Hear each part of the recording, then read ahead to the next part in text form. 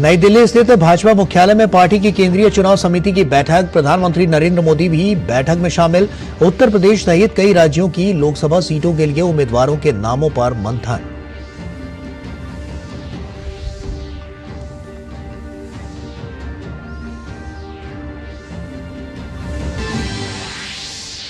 कर्नाटक में भाजपा जेडीएस में लोकसभा सीटों का हुआ बंटवारा। 25 सीटों पर लड़ेगी भाजपा, जबकि 3 सीटों पर मैदान में रहेगी जेडीएस। वहीं बिहार में सीट बंटवारे से पहले ही उम्मीदवारों को सिंबल दे रहे हैं राजद और वामदल।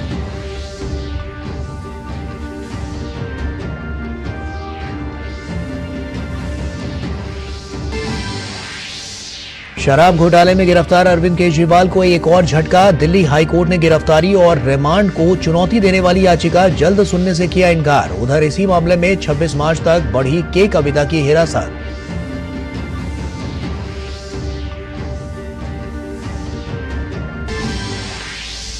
हिमाचल प्रदेश की कांग्रेस सरकार पर संकट के बादल। कांग्रेस ने 6 बागी और 3 निर्दलीय विधायकों ने थामा भाजपा का दामन। नेता प्रतिपक्ष ने कहा, बहुमत खो चुकी है राज्य सरकार।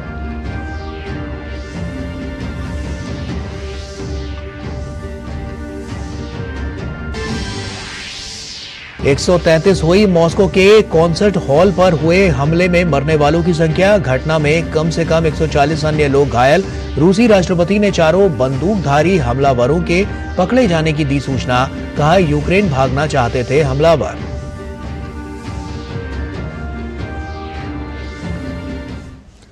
नमस्कार, आप देख रहे हैं डीडी न्यूज। आपके साथ मैं हूं गौरव श्रीवास्तव।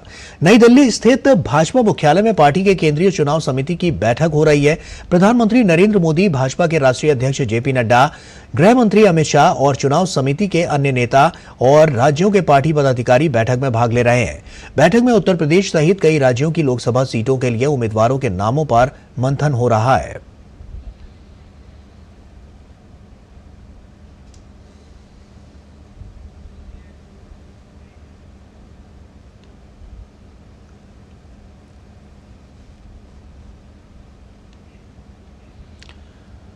बिहार महागठबंधन में सब कुछ ठीक ठाक नहीं चलने के संकेत मिल रहे हैं। राष्ट्रीय जनता दल के राष्ट्रीय अध्यक्ष लालू प्रसाद पर अपने हिसाब से टिकटों का वितरण करने का आरोप लग रहा है। खबरों की माने तो वामपंथी दलों को कई सीट बिना कांग्रेस से परामर्श के दे दी गई हैं। कांग्रेस को बिहार में 10 सीटों की उम्मीद है, लेकिन लालू प्रसाद कांग्रेस को 5 से ज्यादा सीट देने के पक्षधर नहीं दिखाई पड़ रहे। सूत्रों से मिली जानकारी के मुताबिक लालू प्रसाद कांग्रेस की बजाय वामपंथी दलों को ज्यादा तवज्जो देने की रणनीति बना रहे हैं। उनका मानना है कि ग्रास रूट पर अब कांग्रेस के पास ना कोई संगठन है, ना कार्यकर्ता। जन स्वराज के संस्थापक प्रशांत किशोर भी कांग्रेस को कम सीट मिलने की बात कह रहे हैं। वहीं जन अधिकार पार्टी के संस्थापक पप्पू यादव ने अपनी पार्टी का विलय कांग्रेस में कर दिया है, जिससे कांग्रेस के प्रदेश अध्यक्ष डॉक्टर अखिलेश सिंह समेत अनेक नेता नाराज बताए जा रहे हैं।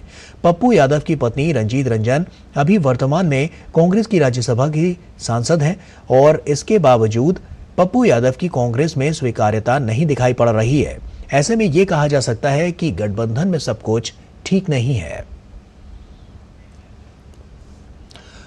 और वहीं भूटान के प्रधानमंत्री शेरिंग टोब्गे ने प्रधानमंत्री नरेंद्र मोदी का भूटान यात्रा के लिए आभार जताया। उन्होंने सोशल मीडिया साइट एक्स पर प्रधानमंत्री मोदी का धन्यवाद कहते हुए लिखा, हमसे मिलने के लिए आए मेरे भाई प्रधानमंत्री नरेंद्र मोदी जी का बहुत बहुत धन्यवाद। ना तो उनका व्यस्त कार्यक्रम और ना ही खराब मौसम उन्हें हमसे मिलने का अपना वादा पूरा करने से रोक सका। यही है मोदी की गारंटी। जेल में बंद अलगाववादी शब्बीर अहमद शाह की बेटी समा शब्बीर और पाकिस्तानी समर्थक सैयद अली शाह गिलानी की पोती रोवा शाह ने खुद को अलगाववादी विचारधारा से अलग कर लिया है। स्थानीय समाचार पत्रों में प्रकाशित एक सार्वजनिक नोटिस में उन्होंने खुद को अलगाववादी राजनीति से दूर करने का ऐलान किया। रोवा शाह ने खुद को हुर्रियत कॉन्फ्रेंस गुट से अलग कर लिया है। उन्होंने ये भी घोषणा की है कि हुर्रियत कॉन्फ्रेंस की विचारधारा के प्रति उनका कोई झुकाव या सहानुभूति नहीं है। वहीं जेल में बंद अलगाववादी नेता शब्बीर अहमद शाह की बेटी समा शब्बीर ने सार्वजनिक रूप से खुद को डेमोक्रेटिक फ्रीडम पार्टी से खुद को अलग कर लिया है। उन्होंने भारत संघ की संप्रभुता के प्रति निष्ठा की शपथ भी ली है। कश्मीर में पूर्व सीबीएसई टॉपर 23 साल की समा शब्बीर ने एक स्थानीय समाचार पत्र में छपे एक सार्वजनिक नोटिस के माध्यम से अपना रुख स्पष्ट किया है। उनकी तरफ से छपे नोटिस में कहा गया है कि पिता के संगठन Jammu Kashmir democratic freedom party या अन्य राष्ट्र विरोधी संगठन से उनका कोई नाता नहीं है। समा शब्बीर ने नोटिस में कहा है कि मैं भारत की एक वफादार नागरिक हूं और मैं ऐसे किसी व्यक्ति या संगठन से संबंध नहीं हूं जो भारत संघ की संप्रभुता के खिलाफ है। उन्होंने चेतावनी दी है कि बिना अनुमति के उन्हें अलगाववादी समूह से जोड़ने वाले किसी भी व्यक्ति के खिलाफ कानूनी कार्रवाई की जाएगी। गौरतलब है कि पिछले साल अक्टूबर में गृह मंत्रालय ने जम्मू और कश्मीर डेमोक्रेटिक फ्रीडम पार्टी को विधि विरुद्ध संगठन घोषित कर दिया था। और पंजाब में संगरूर जिले के कई गांवों में कथित जहरीली शराब पीने से मरने वालों की संख्या बढ़कर 21 हो गई है, जबकि 20 से अधिक लोग अस्पतालों में हैं। कुछ लोगों की हालत गंभीर बताई जा रही है। निर्वाचन आयोग ने घटना के संबंध में पंजाब के मुख्य निर्वाचन अधिकारी के माध्यम से मुख्य सचिव और पुलिस महानिदेशक से रिपोर्ट मांगी है। पंजाब में विपक्षी शिरोमणि अकाली दल और भाजपा ने आम आदमी पार्टी सरकार पर निशाना साधा। दोनों दलों ने आबकारी मंत्री हरपाल सिंह चीमा से इस्तीफा न लेने पर मुख्यमंत्री भगवंत मान पर सवाल उठाया। उधर पंजाब के एडीजीपी गुरिंदर सिंह ढिल्लों ने कहा है कि जहरीली शराब में मेथनॉल पाया गया है, जो कि औद्योगिक उत्पादों में इस्तेमाल होने वाला एक घातक रसायन है। एडीजीपी ने बताया कि इस घातक रसायन को आरोपी व्यक्तियों ने नोएडा स्थित एक फैक्ट्री से खरीदा था। वहीं संगरूर पुलिस ने इस मामले में नामजद 10 आरोपियों में से 8 को गिरफ्तार कर लिया है। इनके पास से पुलिस ने 200 लीटर मेथनॉल, खाली शराब की बोतलें, बोतल के ढक्कन और नकली शराब के निर्माण और लेबलिंग के लिए इस्तेमाल किए जाने वाले अन्य उपकरण भी बरामद किए हैं। शराब घोटाले में गिरफ्तार दिल्ली के मुख्यमंत्री अरविंद केजरीवाल को हाईकोर्ट से बड़ा झटका लगा है। अदालत ने गिरफ्तारी और रिमांड को चुनौती देने वाली उनकी याचिका पर तुरंत सुनवाई से इनकार कर दिया। अब उनकी याचिका पर होली के अवकाश के बाद ही सुनवाई हो सकेगी। इस बीच भाजपा केजरीवाल पर लगातार हमलावर है। ईडी की जांच तेजी से आगे बढ़ रही है। प्रवर्तन निदेशालय आरोपियों से गहन जांच पड़ताल में लगा है। वहीं घोटाले के मुख्य आरोपियों को अदालत से लगातार झटके लग रहे हैं। शुक्रवार को अरविंद केजरीवाल 28 मार्च तक ईडी की हिरासत में भेजे गए थे, तो शनिवार को इस मामले की एक और मुख्य आरोपी के कविता की ईडी हिरासत 26 मार्च तक बढ़ा दी गई। बीआरएस की विधान परिषद सदस्य के कविता पर आरोप है कि वो 100 करोड़ की घूस से जुड़ी साजिश का हिस्सा रही हैं। के कविता ने दिल्ली की राउज एवेन्यू कोर्ट में जमानत के लिए भी अर्जी दी, लेकिन जमानत नहीं मिली। ईडी की हिरासत में सवालों का सामना अरविंद केजरीवाल भी कर रहे हैं। दिल्ली के सीएम को शराब घोटाले से संबंधित मनी लॉन्ड्रिंग मामले में ईडी ने धन शोधन निवारण अधिनियम 2002 यानी पीएमएलए के तहत गिरफ्तार किया है। उन पर शराब नीति में रियायत के बदले 100 करोड़ की घूस मांगने और रिश्वत में मिले लगभग 45 करोड़ रुपए गोवा चुनाव में इस्तेमाल करने जैसे गंभीर आरोप हैं। इस पर भाजपा ने कहा कि कट्टर ईमानदारी का दावा करने वाले केजरीवाल की अब कलई खुल गई है। शराब के व्यापारियों से, चाहे वो ठेके वाले हो या नकली शराब वाले हो, ये आम आदमी पार्टी का इनसे क्या संबंध है?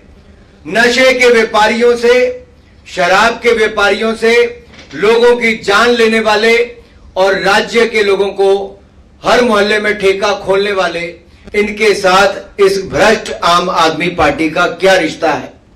केजरीवाल की गिरफ्तारी पर आम आदमी पार्टी विरोध प्रदर्शन कर रही है, तो जवाब में भाजपा आईना दिखा रही है। दिल्ली में आईटीओ के पास स्थित शहीदी पार्क में आम आदमी पार्टी के नेता प्रदर्शन करने पहुंचे। इस प्रदर्शन में कुछ विपक्षी दलों के नेता भी शामिल हुए। वहीं राजघाट पर भाजपा नेताओं और कार्यकर्ताओं ने धरना देकर अरविंद केजरीवाल के इस्तीफे की मांग की।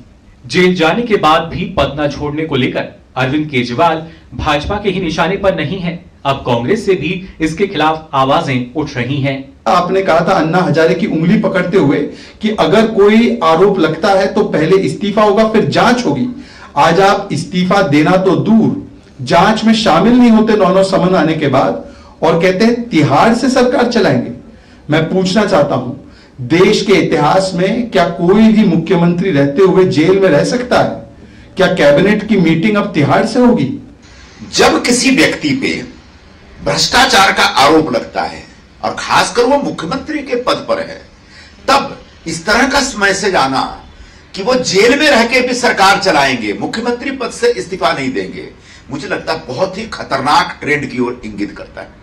ऐसे व्यक्ति ने जिसने कहा कि मैं ईमानदारी कट्टर ईमानदार हूं, ऐसा व्यक्ति नैतिकता का जो एक बुनियादी आधार है उसका कोई भी एक प्रदर्शन नहीं कर रहा। गिरफ्तारी के बाद भी सीएम पद न छोड़ने पर दिल्ली के आम लोग अरविंद केजरीवाल पर सवाल उठा रहे हैं। जनता कहां जाएगी, कहां किससे पूछेगी हमें क्या काम करना, वो जेल में तो उनको इस्तीफा देकर किसी और को बना दे ताकि दिल्ली का कामकाज चलता रहे। जब तक फैसला न हो जाए तब तक इसको रिजाइन दे देना चाहिए। जब तक वो पद पे रहेंगे सारी जांचें सब प्रभावित करेंगे और जेल से संभव ही नहीं है कोई मुख्यमंत्री सरकार चला सके। एकदम इस्तीफा ले लेना चाहिए उससे। उसने सबकी शराब की तरह ठेके खुलाए, सब बच्चों को बिगाड़ रहे हैं। उधर आम आदमी पार्टी केजरीवाल को बेकसूर बताते हुए उनके जल्द ही जेल से बाहर आने की उम्मीद कर रही है। अरविंद केजरीवाल बाहर आएंगे और बहुत बड़े इनकलाब के साथ बाहर आएंगे, पूरे देश में लहर फैलेगी। ईडी के समन की 9 बार अनदेखी करने के बाद गिरफ्तार केजरीवाल की मुश्किलें फिलहाल कम होती दिखाई नहीं दे रही। कभी भ्रष्टाचार के खिलाफ बड़ी बड़ी बातें करने वाली उनकी पार्टी के लिए अब सवालों का जवाब देना मुश्किल हो रहा है। Bureau report, DD news. और दिल्ली के सीएम अरविंद केजरीवाल 28 मार्च तक ईडी की रिमांड में है। शनिवार को उनकी पत्नी सुनीता केजरीवाल ने सीएम का संदेश जनता को सुनाया। सुनीता केजरीवाल के संदेश में उन्होंने कहा कि भारत के अंदर और बाहर कई शक्तियां हैं जो भारत को कमजोर कर रही हैं। इस बयान के बाद भाजपा ने आम आदमी पार्टी से कई तीखे सवाल पूछे हैं। शराब घोटाले में अरविंद केजरीवाल की गिरफ्तारी के बाद उनकी पत्नी सुनीता केजरीवाल एक वीडियो संदेश के साथ सामने आई। इसमें उन्होंने अरविंद केजरीवाल का संदेश पढ़ा। इस बयान के बाद खुद आम आदमी पार्टी ही सवालों में घिर गई है। सुनीता केजरीवाल के संदेश में कहा गया था कि भारत के अंदर और बाहर कई शक्तियां हैं जो भारत को कमजोर कर रही हैं। भारत के अंदर और बाहर ढेरों ऐसी शक्तियां हैं जो भारत को कमजोर कर रही हैं। हमें सचेत रहकर इन शक्तियों को पहचानना है, इन शक्तियों को हराना है। इस बयान पर कटाक्ष करते हुए भाजपा के राष्ट्रीय आईटी विभाग के प्रभारी अमित मालवीय ने याद दिलाया कि आम आदमी पार्टी के सांसद राघव चड्ढा ब्रिटेन में लेबर सांसद प्रीत केगिल से मिल रहे हैं। प्रीत केगिल की पहचान न केवल अलगाववादी तत्वों का खुला समर्थन करने बल्कि लंदन के इंडिया हाउस के बाहर हिंसक प्रदर्शन की फंडिंग के लिए भी है। प्रीत केगिल के सोशल मीडिया अकाउंट्स पर भारत विरोधी, मोदी विरोधी और हिंदू विरोधी सामग्री लगातार पोस्ट होती रहती है। भाजपा ने पूछा कि देश में चुनाव हो रहे हैं तो केजरीवाल के प्रिय राघव चड्ढा लंदन में क्यों हैं? वो किस लिए प्रीत केगिल के संपर्क में हैं? ब्रिटेन में आंखों की सर्जरी का हवाला दिए जाने का जवाब देते हुए भाजपा ने सवाल किया कि राघव इलाज के लिए विदेश क्यों गए? दिल्ली के सरकारी अस्पताल में उन्होंने उपचार क्यों नहीं कराया? सुनीता केजरीवाल के बयान पर प्रतिक्रिया देते हुए भाजपा सांसद मनोज तिवारी ने केजरीवाल की बड़ी बड़ी बातों और लंबे लंबे दावों की याद दिलाई। आदरणीय सुनीता जी, आप कहां थी जब आपके बच्चों की झूठी कसम खाने के बाद भी दूसरी पार्टियों से हाथ मिला रहे थे अरविंद केजरीवाल? आप कहां थी जब गाड़ी नहीं लेने, बंगला नहीं लेने के कहने के बाद भी राजमहल बना रहे थे? आदरणीय सुनीता जी, आप उसी घर में प्रवेश कर रही थी जहां बंडल के बंडल नोट आ रहे थे। आप एक बार भी प्रेस कॉन्फ्रेंस कर देती ना तो दिल्ली की जनता आपको धन्यवाद देती, मगर अब न तो आपसे और न तो अरविंद केजरीवाल से किसी से दिल्ली की जनता का कोई सहानुभूति नहीं है। बहुत जल्दी दिल्ली की जनता नरेंद्र मोदी जी को प्रधानमंत्री बनाएगी और 2025 में डबल इंजन के साथ बीजेपी को लाएगी और हम 4 साल में दिल्ली को सारी खुशियां देंगे, सारी बहनों को, सारी बेटियों को, हर गली को ठीक करेंगे, यमुना को ठीक करेंगे और हवा भी ठीक करेंगे। कुछ जानकार अरविंद केजरीवाल की गिरफ्तारी के बाद सुनीता केजरीवाल को आगे किए जाने को भी राजनीतिक दांव के तौर पर देख रहे हैं। उनका मानना है कि ऐसा करके आम आदमी पार्टी ने मामले का भावनात्मक लाभ लेने का प्रयास किया था, लेकिन अब वो खुद सवालों के घेरे में है। Bureau report, DD news. Himachal Pradesh में कांग्रेस को बड़ा झटका लगा है। पार्टी के 6 बागी विधायकों ने भारतीय जनता पार्टी का दामन थाम लिया है। इनके साथ ही 3 बागी विधायकों ने भी बीजेपी ज्वाइन की है। नई दिल्ली में भाजपा का दामन थामने के बाद शिमला पहुंचे इन विधायकों का जोरदार स्वागत हुआ। इतनी बड़ी संख्या में विधायकों के शामिल होने को भाजपा अपनी बड़ी जीत मान रही है। पार्टी राज्य की कांग्रेस सरकार पर हमलावर है। राज्य विधानसभा में नेता प्रतिपक्ष जयराम ठाकुर ने फिर कहा है कि सुक्खू सरकार बहुमत खो चुकी है। वहीं हिमाचल प्रदेश सरकार के पूर्व मंत्री सुधीर शर्मा ने कहा है कि कांग्रेस ने चुनावी गारंटियां पूरी नहीं की है। कांग्रेस पार्टी ने 10 गारंटियां लोगों को दी थी। 14 महीने निकल गए और जो वर्तमान सरकार है, उसके मुख्यमंत्री हैं, उनसे आम कार्यकर्ता का मिलना, विधायकों का मिलना जो है वो मुश्किल हो गया था। वर्तमान सरकार जो है, मैं हमेशा कहता हूं कि ये कांग्रेस पार्टी की भी सरकार नहीं है, ये मित्रों की सरकार है। और जो सेक्रेटरीट है वो सेक्रेटरीट न रह करके, सचिवालय न रह करके फ्रेंड्स कैफे बन गया है। और दुनिया भर में अर्थ आवर दिवस मनाया गया। रात 8:30 बजे से रात 9:30 बजे तक आम लोग स्वेच्छा से अपनी लाइट उन्होंने बंद रखी। नई दिल्ली में भी 1 घंटे तक अर्थ आवर के दौरान जगह जगह लाइट बंद रखी गई। इंडिया गेट पर घंटे भर लाइट बंद रही। 1 घंटे लाइट बंद रखने के बाद इंडिया गेट पर लाइटें फिर से जला दी गईं। भारत का विदेशी मुद्रा भंडार 15 मार्च को समाप्त हुए सप्ताह में 6.396 अरब डॉलर बढ़ा। ये बढ़कर 642.492 अरब डॉलर हो गया। भारतीय रिजर्व बैंक ने ये जानकारी दी। इससे एक सप्ताह पहले देश का कुल विदेशी मुद्रा भंडार 10.47 अरब डॉलर की ऊंची छलांग लगाकर 636.095 अरब डॉलर हो गया था। इस तरह पिछले 2 हफ्तों में भारत के विदेशी मुद्रा भंडार में करीब 16.86 अरब डॉलर का इजाफा हुआ। भारत का विदेशी मुद्रा भंडार पिछले सिर्फ 2 हफ्ते में जितना बढ़ा है, पाकिस्तान का कुल रिजर्व उतना भी नहीं है।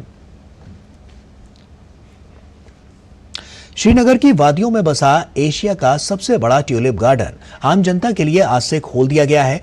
रंग बिरंगे ट्यूलिप के फूलों की चमक देखते ही बनती है। देश भर से आए पर्यटक इस मनमोहक दृश्य का आनंद ले रहे हैं। सिराज बाग के नाम से प्रसिद्ध इस गार्डन में 70 से अधिक ट्यूलिप की प्रजातियां मौजूद हैं। विगत कई वर्षों से संगीत में अपना योगदान दे रहे नाद औरा संस्थान ने नई दिल्ली स्थित त्रिवेणी कला केंद्र में चक्रधार महोत्सव का आयोजन किया। ये कार्यक्रम तबला सम्राट स्वर्गीय पंडित अनोखे लाल मिश्रा और स्वर्गीय पंडित छोटे लाल मिश्रा की स्मृति में आयोजित किया गया। महोत्सव में प्रत्येक वर्ग के कलाकारों को मंच दिया गया। भिन्न भिन्न राज्यों से आए कलाकारों ने गायन व वादन में शानदार मंचन किया। बाल कलाकार प्रिशु के तबला वादन और तबला एवं पखावज की जुगलबंदी ने कार्यक्रम में 4 चांद लगा दिए। तबले की ताल और हुरी गीत के स्वर सुन सभागार में उपस्थित सभी श्रोतागण मंत्रमुग्ध हो गए। विगत 18 वर्षों से नाद औरा राष्ट्रीय एवं अंतर्राष्ट्रीय चक्रधार महोत्सव इस बार कर रही है, जिसमें समर्पित है तबला जगत के महान विभूति रहे बनारस घराना के तबला सम्राट पंडित अनोखे लाल मिश्रा जी एवं पंडित छोटे लाल मिश्र जी। उनकी स्मृति में चक्रधार महोत्सव देश के विभिन्न जगह पर हो रहा है। ये चक्रधार महोत्सव जो हम लोग ऑर्गेनाइज कर रहे हैं, लगभग वैसे तो ये ऑर्गेनाइजेशन पिछले 17-18 सालों से सांगीतिक शास्त्रीय संगीतिक कार्यक्रम कर रही है, लेकिन ये चक्रधार महोत्सव पिछले 3 साल से हो रहा है और ये पूरे भारत में सभी जगहों पे करने की कोशिश की जा रही है। तो सिर्फ दिल्ली तक नहीं कि यहीं पे हो, बाकी सभी जगहों पे और सभी लेवल के कलाकारों को, बच्चे हो, उनको भी दिया जा रहा है। मध्य प्रदेश में धार की भोजशाला में दूसरे दिन भी एएसआई का सर्वे चला। उच्च न्यायालय के आदेशानुसार उत्खनन और जेपीआर तकनीक के साथ ही कार्बन डेटिंग तथा अन्य नई तकनीक से भोजशाला का सर्वे किया जा रहा है। मध्य प्रदेश के धार जिले में स्थित जिस भोजशाला का एएसआई द्वारा वैज्ञानिक सर्वे किया जा रहा है, उसका विवाद बहुत पुराना है। हालांकि ये भोजशाला मंदिर है या मस्जिद, इसके टाइटल को लेकर ही हिंदू पक्ष ने याचिका लगाई थी। शुक्रवार से सर्वे शुरू हुआ तो मुस्लिम पक्ष सुप्रीम कोर्ट पहुंच गया।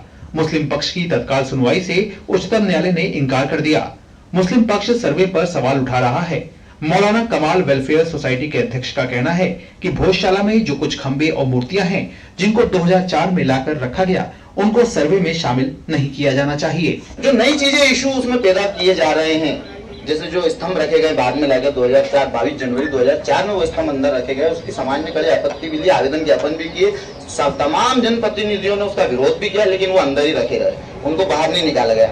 आज उसको सर्वे में वो शामिल करना चाहते हैं, तो ये एक प्रश्न चिन्ह है। इतिहासकार ही नहीं बल्कि मध्य प्रदेश सरकार की वेबसाइट भी इस भोजशाला का इतिहास बताते हुए यही कहती है कि यह मूल रूप से सरस्वती का मंदिर था, जिसे बाद में यहाँ के मुस्लिम शासक ने मस्जिद में परिवर्तित कर दिया। धार प्रशासन की आधिकारिक वेबसाइट के मुताबिक इस मंदिर में जो देवी सरस्वती की प्रतिमा मौजूद थी, वर्तमान में वह लंदन के संग्रहालय में है। धार के कलाकारों द्वारा मूल प्रतिमा की तरह दिखने वाला चित्र उकेरा गया है, जिसकी पूजा मंगलवार को इस भोजशाला में की जाती है।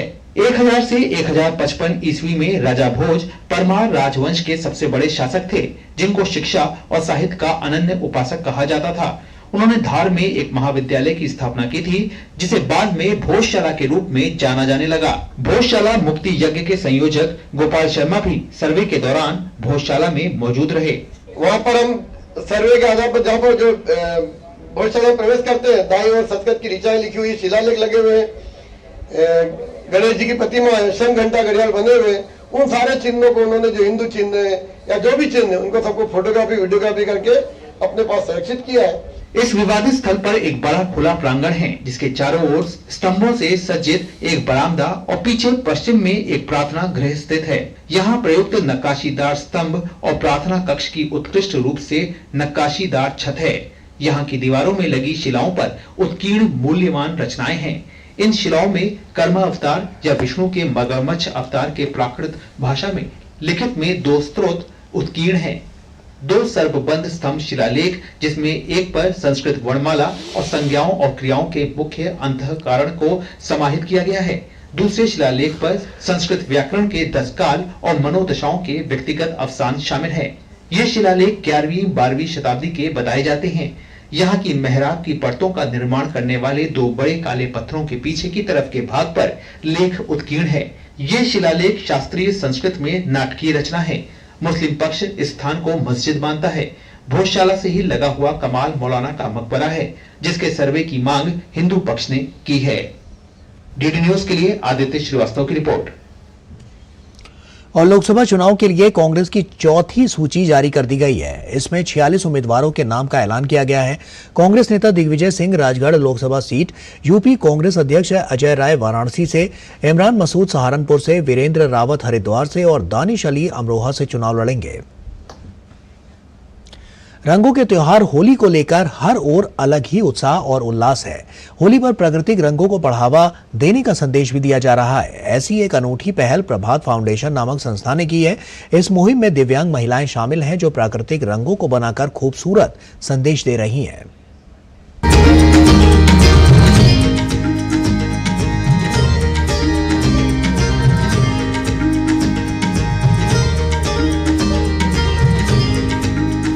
यहाँ हम एक खूबसूरत सी रिक्शा पर रुके हैं, बहुत कलरफुल है। आगे आके हमने देखा तो पाया कि यहाँ पर इको फ्रेंडली होली के कलर्स बनाए जा रहे हैं। हमने बात इनसे करने की कोशिश करी, प्रभात फाउंडेशन की है ये, लेकिन अफसोस है कि ये सुनने में सक्षम नहीं है, इस वजह से ये कुछ कह नहीं पा रही हैं। लेकिन जो इनके काम है वो यहाँ पर बोलते हुए नजर आ रहे हैं। देखा जा सकता है कि किस तरह से इन्होंने खूबसूरत होली के रंग यहाँ पर बनाए हैं, पेंटिंग्स बनाए हैं। इनकी एक ये काम की इन्होंने हमको ये पैम्फलेट दी है, जिसमें ये बता रहे हैं कि 2001 से ये लोग काम करते आ रहे हैं, रिसाइकलिंग का काम करते आ रहे हैं, जिसमें ये अलग अलग तरह के जो प्लास्टिक हैं, फैब्रिक्स हैं, पेपर हैं, उनको रिसाइकिल करके ये एनवायरनमेंट के लिए भी कुछ ना कुछ करना चाहते हैं। उस वजह से रिसाइकिल करके उनको एक नया प्रोडक्ट का रूप देते हैं। और इसी के साथ ही इन्होंने कई लोगों को अपनी ऑर्गेनाइजेशन में एम्प्लॉयमेंट के लिए भी रखा है, रोजगार भी ये लोग दे रहे हैं। बहुत अच्छी तरह से खूबसूरत यहाँ पे डेकोरेशन देखने को मिल रही है। ये देखिए कि किस तरह से इन्होंने एक रिक्शा यहाँ बनाई है, यहाँ होली के कलर्स हैं, यहाँ पे फूल भी उन्होंने रख रखे हैं। ये पूरा एक गिफ्ट पैक की तरह से हो सकता है ना, जो ये है। जी जी जी हाँ, ये होली के कलर्स हैं। जी जी जी हाँ, ये फ्लावर्स हैं जो आप, हाँ, जो जिसमें पिचकारी में यूज होते हैं, पानी के अंदर डाल के, है ना।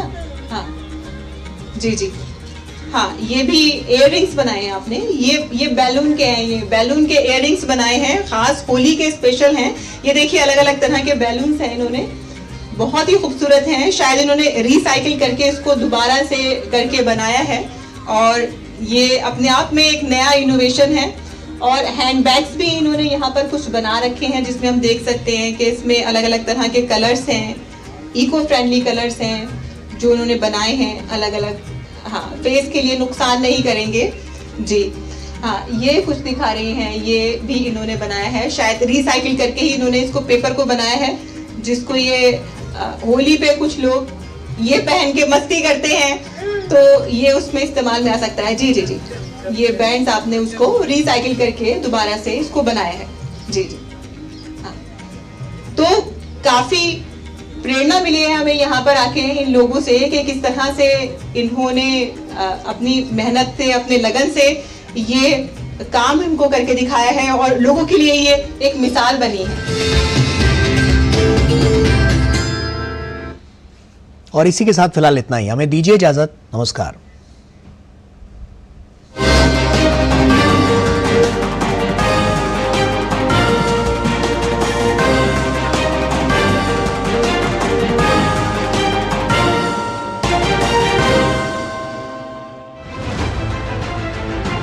दुनिया की सबसे